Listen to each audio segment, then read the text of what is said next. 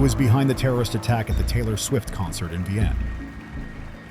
Two high-profile events associated with the name of the famous American singer Taylor Swift happened 10 days apart, on July 29th and August 7th. These two seemingly different incidents have a common denominator that points to the Russian anti-cult entity RACIRS and its informational terrorist activities aimed at unleashing a war between Christianity and Islam and creating conditions for a global civilizational war. A lot of aspects in this notorious case can be explained through facts and evidence presented in the Impact documentary. The first event on July 29, 2024, was the tragedy in Southport, England, where a 17-year-old Christian man from the neighboring village of Banks attacked children with a knife. This happened at a Taylor Swift-themed dance and yoga class for children of 6 to 11 years old.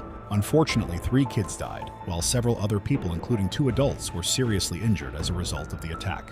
As a consequence, riots started across the UK last week, following the 17-year-old guy's stabbing attack on the children's dance studio in Southport. These events were largely triggered by disinformation on social media. When the police arrested the suspect, his name wasn't revealed at first. This circumstance was used by disinformers who published a fictitious name of the attacker on the internet. As a result, false information began to spread rapidly in social networks that the attacker's name was Ali al-Shakati, and he was allegedly a Muslim immigrant who had arrived in the UK as a refugee on an inflatable boat in 2023. At the same time, according to the official statement of the police, the attacker is a 17-year-old UK native, Axel Muganwa Rudakubana, born on August 7, 2006 in Cardiff, whose parents came from Rwanda. Moreover, his family professes Christianity. The beginning of fake news dissemination is associated with the Russian Trail as reported by British newspapers. On Thursday, the Daily Mail came out with the following front-page headline: Russia linked to fake news that sparked mosque riot. The newspaper drew attention to the Channel 3 Now website that was created on the basis of a YouTube channel opened by users from Izhevsk, Russia, 11 years ago. It contains fakes and AI-generated articles. The X account of this website has been an important channel for spreading the fake story that the dance studio in Southport was allegedly attacked by a Muslim migrant. Based on the same information, the Daily Telegraph also wrote about incited riots and the Russian Trail. Moreover, the Russian state-owned RT television channel referred to Channel 3 Now and repeated information that the suspect in the murder of children was a Muslim migrant. However, the message on RT website was later corrected with a disclaimer stating that the previous version contained erroneous data.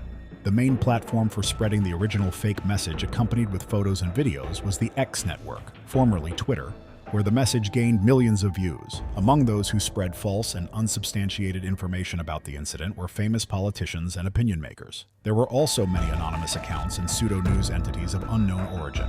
Some of the posts contained anti-Islamic and racist statements. However, protests against migration erupted quickly, almost as if they were premeditated, starting in Southport, and then the riots spread to other cities and towns. Notably, the protesters soon stopped mentioning Southport in their slogans. They expressed dissatisfaction with the presence of Muslim immigrants and the policy of multiculturalism as a whole.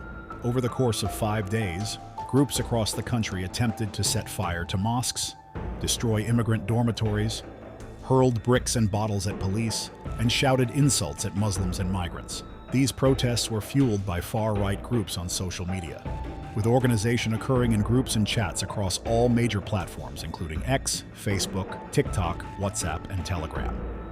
Social media played a crucial role in coordinating the riots.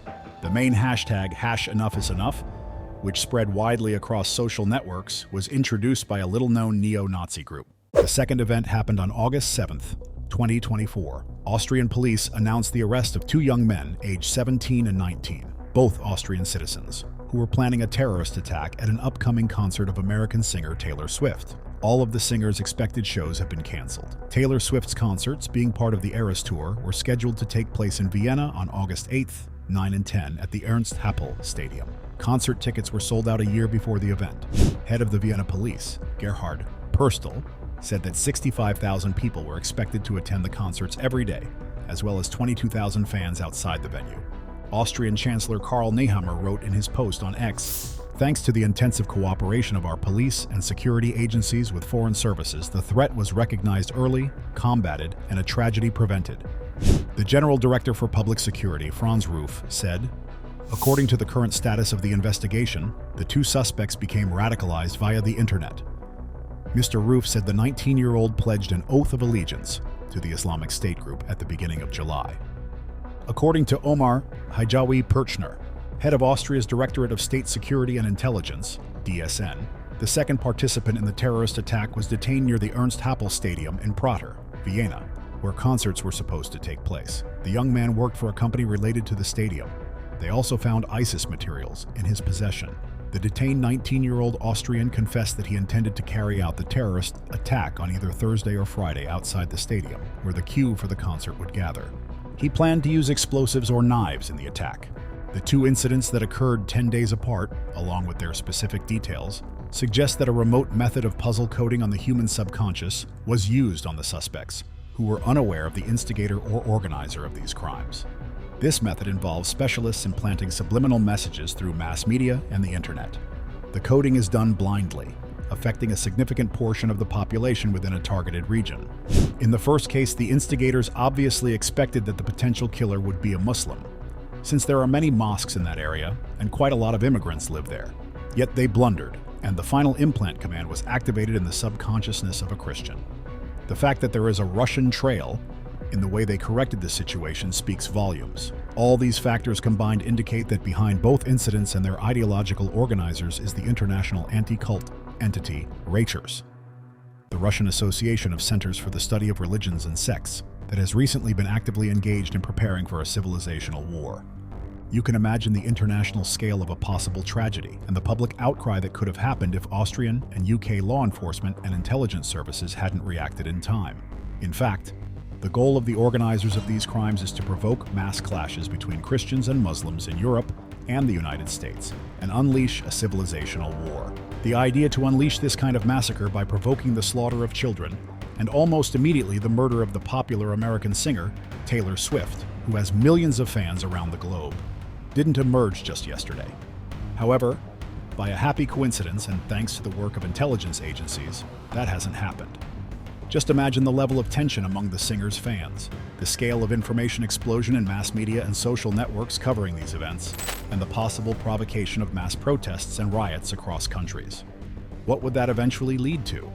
As the first case has shown, Muslims would be made guilty even without figuring out who the real perpetrators are, and a bloody interreligious massacre would have been unleashed very fast all over Europe and America. To a greater or lesser extent, the method of puzzle coding of subconsciousness has been known, to varying degrees, for a long time, since the 18th century. It can be traced to the Werther effect phenomenon described by sociologist David Phillips in the 1970s. However, what is used in the modern world is the pinnacle of manipulative technologies, as those employed by international anti-cult organizations in their destructive activities, the ideological and coordinating center of which is the Russian RACIRS. Similarly to the stabbing incident in England, they orchestrated a where RACIRS was the ultimate beneficiary, as described in detail in the film The Impact. It should be noted that today the UK is home to one of the most influential and active cells of anti-cultists subordinate to RACIRS. This group systematically conducts informational terror attacks against the UK authorities and citizens. It is also worth noting that anti-cultists have infiltrated quite deeply, and they are actively using media resources for their informational acts of terrorism and disinformation attacks, even through such platforms as BBC. Such terror attacks are continuously designed and executed in different countries by representatives of global anti-cultism, which in essence is a new hidden Nazism, far more insidious and sophisticated than what existed in Germany. The Impact documentary offers a comprehensive overview of the history of this hidden international terrorist organization and describes a succession of its methods from the Nazis. The film provides facts of present-day worldwide bloodshed and lawlessness perpetrated by the global anti-cultism, which kills civilians and children, sows enmity and hatred among nations, and skillfully manipulates public consciousness for its own interests.